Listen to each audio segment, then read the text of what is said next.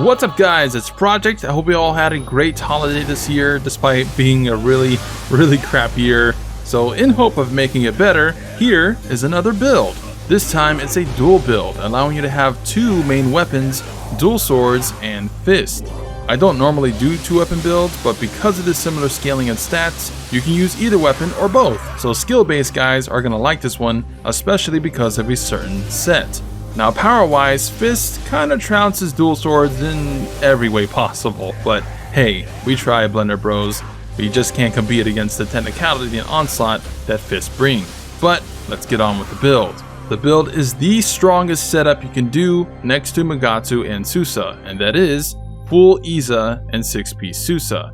The Purity set rivals Magatsu with its 7-piece bonus, giving a 30% damage buff at 3 purification stacks. Combined with the 6-piece bonus and versatility at 9 stacks, that's over 120% damage increase from the armor set bonuses alone. So while I don't really like versatility, and as you can see from some of the clips, it's not even active for the reason I don't like versatility, I did want to showcase to you guys the max damage setup for Purity, or just a pure damage build in general. Corruption is a smidge stronger when a weapon is awakened, but also weaker when it's not, and requires a lot of sentience charge stacking, so it's more star stat dependent than Purity. So overall, pros and cons, I think Purity version is slightly better. However, with that said, Susanoo ain't the right choice for people at endgame. It's great for earlier mid people that are still going through the underworld or Dream of the Neo or even Dream of the Wise, where their weapon levels aren't that high. But once you have a plus 99 weapon, you'll kill bosses faster with a non-conditional damage set than Susa, especially in the underworld where your buffs are reset at the boss's entrance and many of the farming scrolls only being 2 bosses. But I digress. For weapons, if you can get Purity on the weapons you want to use, you can save Omnio points with dropping a talisman. To get these weapons, I equipped these weapons in offhand, tempered the lucky drop weapon stat on accessory, and basically farmed a Dream of the Dam scroll with my Maelstrom build to get all my gear in Izanagi. Scrolls of the Dam can have a special effect to increase drops to get a certain set, so look out for them in co-op from Torigate when searching for scrolls. That's how I'm putting all these builds together this fast. If you do have these scrolls, please share them with the community as well, or in my Discord. But anyways, stats. You want Star Mystic Dyad on 2 cats, they have the best Mystic Art combo in the game, so it's a must have, and then transform Constitution for max damage, and then get changed to attack, Constitution, or Heart. And you repeat the same exact thing for Fist, except you don't necessarily need Dyad, that is up to you, but remodel both to Constitution and Heart, AA scaling. Rage weapons, whatever, just get A agility on the main one. Armor, because the build is all graces, it'll be harder to build. Ideally, you would do the same exact thing that I told you about the weapons, you would equip all veterans armor and farm a damn scroll of Izanagi. That is best in slot piece, but it's not mandatory. With the 2 cats defense buff and all the healing, the build is fairly tanky, so long as you're not one shot by a grab. If you can't get veterans though, then get heavy armor gear for more defense.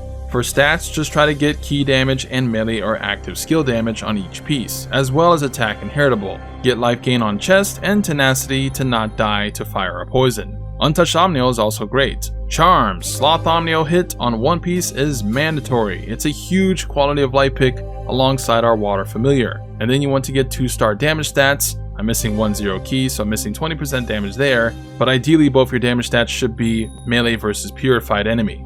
The best in slot charm type is Magatama for anima gen, and temper life recovery on both, or at least on your Yasukani. Scroll, same scroll as my Maelstrom build. I still haven't found Constitution despite 20 tries with the scroll. But this scroll is quite common in Torigate with randoms, so look out for it. You want Ultimate Const, Magic, and Courage. The rest is up to you. The Path of Ravenous is nice for heals, but the buff duration path is also good. Stats, I finally got to level 750, however, I didn't know it unlocked a whole new set of levels afterwards, so 750 is not technically the max.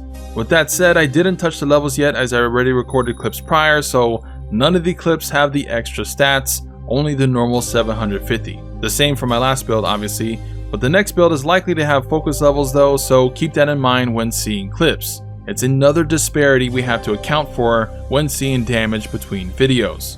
Anyways, first stat to raise is Constitution and Magic to 150. Get enough stamina to wear your armor, and remember, light armor takes way more damage than heavy. Medium? Veterans is the only choice in my opinion. If you can't get that, just wear heavy, but try to stay around under 57 stamina. That way you can max heart out and get 160 magic for an extra Omnio slot. And the 150 courage is just for the ultimate stat only. If you don't have ultimate courage, then you don't need to waste points on it, get it last. Spirits, Ho and Piggy. Now unfortunately, Izanagi does steal 2 spirits from you, as the owl is needed to trigger Izanagi's 7-piece by creating puddles on the ground, which can be activated with Barrier Talisman.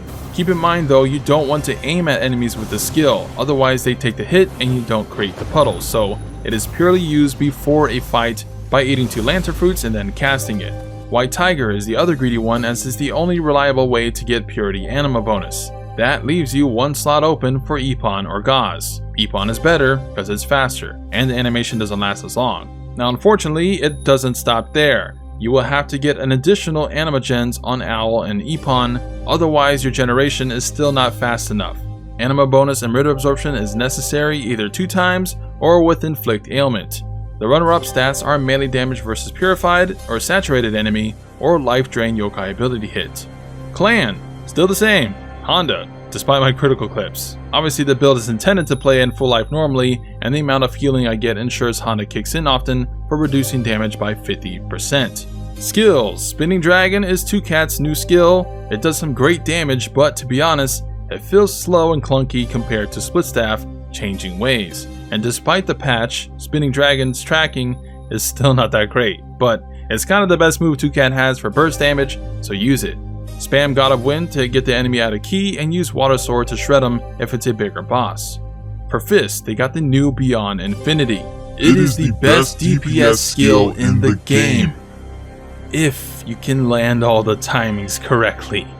This is where skill players will actually gain more DPS than scrubs. There are small flashes at 4 moments between the whole combo, and pressing square at the very instant it flashes speeds up the animation of the next combo string, and you repeat that 4 times. But each flash is at a different timing, so you can't metronome instinct it, so you have to practice with it yourself to get it down right, which is pretty hard considering all the effects that go off when you are attacking enemies. But otherwise, just spam square in hopes you land some of the flashes, because even at worst, with no flashes landed, it's about the same damage as Water Sword. Everything else, high stance is your bread and butter for key damage. Make sure you have unique skills for various stances for versatility stacks. Because it is a dual weapon build, you can use both weapons to build stacks. If I get 3 stacks with the 2Cat, I can flash attack, get another stack from that, and get the remaining 5 stacks with Fist easy. But as I said before, with plus 99 gear, and not even the focus levels yet, I just find it inefficient for the most part stacking versatility. It's only relevant for scrolls with trash mobs before the boss, so what I'm trying to say is this will be the only Susa build I make. And last but not least, Hotbar. Ultimate magic can get both mystics, so make sure to set both. And, well, nothing really different from my usual stuff. Water Familiar will proc Sloth to nearby enemies with the star stat on charms, so make sure to hug Yokai's balls as much as you can. And that's basically the build. Pretty simple build, nothing theory crafty, but the point of these videos is to show you how they perform at, well, near min-max state. So hopefully you guys enjoy the video. I got about 1 more build left in me, and that's gonna be Futsunushi Sword. So look forward to that. I'll probably have it up around New Year. And yeah, now that I gave you your Christmas present, it is time for you to return the favor by smashing that like button and subscribing for more NIOH 2 epicness. Don't wait, show that you're not a